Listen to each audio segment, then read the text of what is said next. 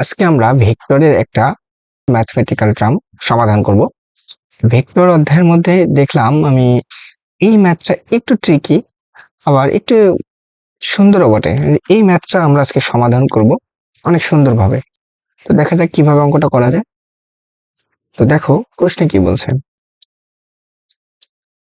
অমিত একটি motor cycle চালিয়ে দক্ষিণ পূর্ব দিকে 30 ডিগ্রি কোণে 250 কিলোমিটার যায়। অতঃপর দক্ষিণ পশ্চিম দিকে 30 ডিগ্রি কোণে 250 কিলোমিটার যায়। অমিতের সরণ ভেক্টরের মান, অর্থাৎ সরণ ভেক্টরের মান ও দিক নির্ণয় করো। অর্থাৎ ভেক্টরের মান ও দিক নির্ণয় করতে হবে। কি ভেক্টর? সরণ ভেক্টর। সরণ ভেক্টরের মান ও দিক নির্ণয় করব। প্রথমে কি বলছে? অমিত মোটরসাইকেল চালিয়ে দক্ষিণ পূর্ব দিকে 30 ডিগ্রি কোণে যায়। তো আমাদের এই ম্যাথটা সমাধান করার জন্য প্রথমে জানতে হবে এই কথাটা বলতে কি বোঝাইছে, অর্থাৎ দক্ষিণ পূর্ব দিকে বলতে কথাটা কি বোঝাইছে। তো আমরা আগে এইটুকু দেখো মাথায় নেই, যে যদি এটা তোমরা একটু নোট করে রাখতে পারো, যে নোট আকারে, যে দক্ষিণ পূর্ব দিকে 30 ডিগ্রি কোণ, এটা বলতে বোঝাচ্ছে দক্ষিণ পূর্ব দিকে থিটা ডিগ্রি, যে কোনো দিন থিটা ডিগ্রি হলেই থিটা ডিগ্রি কোণ বলতে বোঝায়। দেখো প্রথমে যে দিকটা আমাদের থাকবে কি, দক্ষিণ আছে না, বলতে বোঝায় দক্ষিণ দিকের সাথে, দক্ষিণ দিকের সাথে, দেখো এটা বলতে বোঝাচ্ছে থিটা ডিগ্রি কোণে পূর্ব দিকে, পূর্ব দিকে যাওয়া। লেখাটা একটু খারাপ হচ্ছে, গ্রাফিক্স ট্যাবের সাথে মিলাই নিতে পারিনি এখনো। দেখো দক্ষিণ পূর্ব দিকের সাথে থিটা কোণ বলতে বোঝাচ্ছে কি, যে দক্ষিণ দিকের সাথে থিটা ডিগ্রি কোণে পূর্ব দিকে যাওয়া। এখানে কি বলছে আমাদের, দক্ষিণ পূর্ব দিকের সাথে 30 ডিগ্রি কোণে, 30 ডিগ্রি কোণে 250 কিলোমিটার যাওয়া। দেখো তো দক্ষিণ আর পূর্ব দিক, দক্ষিণ আর পূর্ব দিকে, দক্ষিণ আর পূর্ব দিকের সাথে যদি আমাদের 30 ডিগ্রি কোণে যাওয়া বোঝায়, তো আমাদের কি হবে, এইখান থেকে শুরু হয়ে আমাদের কি দক্ষিণ দিকের সাথে 30 ডিগ্রি কোণ উৎপন্ন করে 250 কিলোমিটার যাবে। তো দেখো আমরা প্রথমে ওই অনুযায়ী চিত্রটা এঁকে নিই। ধরো আমাদের এইখান থেকে যাত্রা শুরু, দক্ষিণ পূর্ব দিকের সাথে 30 ডিগ্রি কোণে, দক্ষিণ পূর্ব দিকের সাথে 30 ডিগ্রি কোণে আমাদের যদি এইটুকু আসে, এইটুকু দিলাম আমাদের কত, 250 কিমি, অর্থাৎ 250 কিলোমিটার এসে এই জায়গাতে আসে। বোঝা গেছে?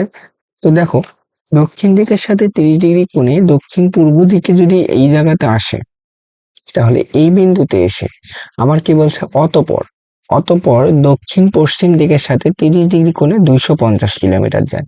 তো এখানে দেখো কি বলছে, দক্ষিণ পশ্চিম দিকের সাথে। প্রথমে ছিল দক্ষিণ পূর্ব দিকে, এবার আছে দক্ষিণ পশ্চিম দিকে। অর্থাৎ যদি আমি এইখানে একটা, আমরা যদি এইখানে ছোট্ট করে একটা গ্রাফ আঁকি, এই দেখো এইখানে,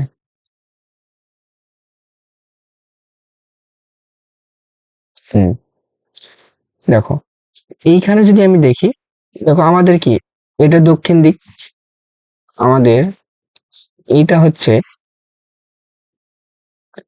দেখো এইটা আমাদের হচ্ছে কি দক্ষিণ দিক, এটা হচ্ছে আমাদের কি দক্ষিণ দিক। আর এইটা আমাদের কি হচ্ছে, এইটা হচ্ছে আমাদের কি পশ্চিম দিক, হচ্ছে না? দেখো এইটা যদি আমাদের দক্ষিণ দিক হয় আর এটা যদি আমাদের পশ্চিম দিক হয়, এটা আমাদের ওয়েস্ট। অতঃপর বলছে দক্ষিণ পশ্চিম দিকে 30 ডিগ্রি কোণে 250 কিলোমিটার যায়। অর্থাৎ এইবারও দক্ষিণ দিকের সাথে আমাদের কত 30 ডিগ্রি কোণে আসবে। 30 ডিগ্রি কোণে যদি আসে, দেখো তো কি হবে ঘটনাটা। এইখান থেকে ধরে নেই আমাদের এই দিকে চলে আসলো, এইটুকু একটু আমরা বাড়াই দিলাম, তো এই দিকে আমাদের কি আসলো, এই দিকে আমাদের দক্ষিণ দিকের সাথে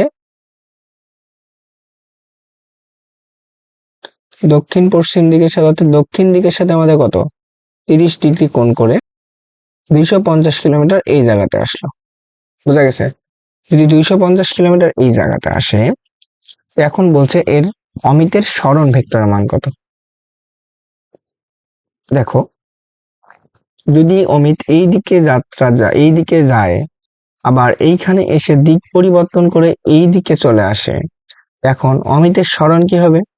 ওর যাত্রা বিন্দু থেকে শেষ বিন্দু অবস্থানের আমাদের দূরত্বটা, দেখো যাত্রা বিন্দু ছিল এইটা, আর এটা হচ্ছে শেষ বিন্দু, তাহলে এর অমিতের সরণ ভেক্টরটা কি দেখো তো এই দিকে হবে না? এটা কি আমাদের সরণ ভেক্টর হবে না? যদি অমিতের সরণ ভেক্টর এটা হয়, তাহলে আমাদেরকে এটা বের করতে হবে। ধরে নেই এটার নাম দিয়ে আমরা হচ্ছে পি, আর যদি এইটার নাম দিয়ে আমি হচ্ছে কিউ, পি আর কিউ যদি নাম দেই, তো এখন দেখো এই সরণ ভেক্টর কি এই দিকে হয়, তাহলে আমরা এই সরণ ভেক্টর কি যদি আর দিতে পারি না? ধরে নাও সরণ ভেক্টর আর, তো আমাদের সরণ ভেক্টরের মান লাগবে আর দিক লাগবে। দিক তো আমরা খুব সহজেই বলতে পারতেছি, দিকটা কি দক্ষিণ দিকে যাচ্ছে, সহজে বলা যাচ্ছে দক্ষিণ দিকে যাচ্ছে। দেখো এই ভেক্টরটা দক্ষিণ দিকে যাচ্ছে, আর কিন্তু এখন ভেক্টরটার মান বের করতে হবে। দেখো ত্রিভুজ সূত্র অনুযায়ী আমরা যদি চিন্তা করি, এখানে ত্রিভুজ সূত্র হলে পি ভেক্টর এইদিকে, কিউ ভেক্টর এইদিকে, অর্থাৎ আর ভেক্টরের মান কি হচ্ছে? দেখো তো ত্রিভুজ বিধি অনুযায়ী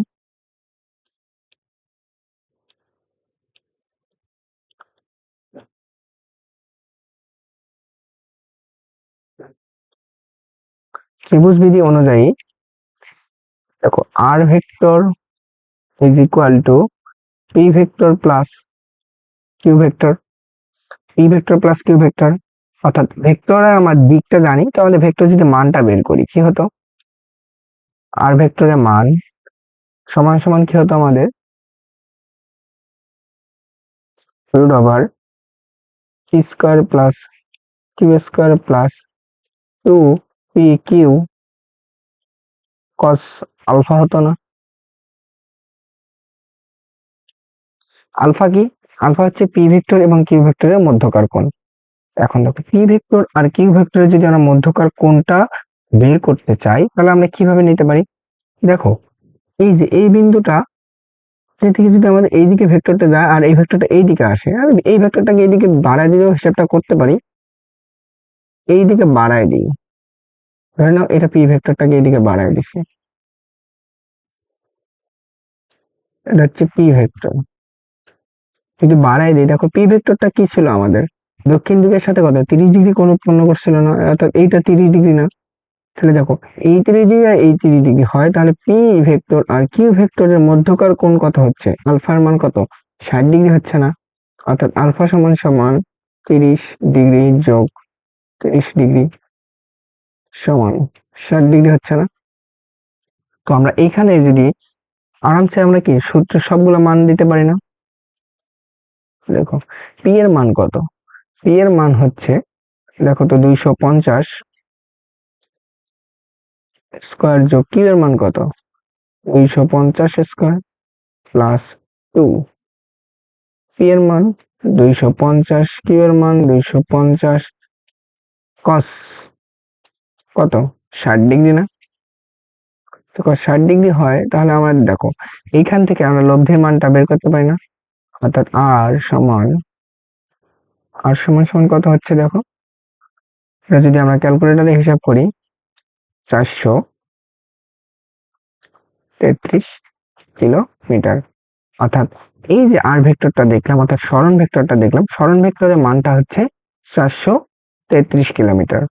এটা ক্যালকুলেটর হিসাব করে দেখবো। এখন যদি আমি চিন্তা করি, এটা হচ্ছে আমাদের কি দেখো মান, অর্থাৎ সরণ ভেক্টরের মান পাইছি। সরণ ভেক্টরের দিকটা কি হবে যদি আমরা চিন্তা করি, সরণ ভেক্টরের দিকটা দেখো, সরণ ভেক্টরের দিক আমরা কিন্তু দেখেই বুঝতে পারতেছি যে সরণ ভেক্টরের দিকটা হচ্ছে দক্ষিণ দিকে, অর্থাৎ দিক হচ্ছে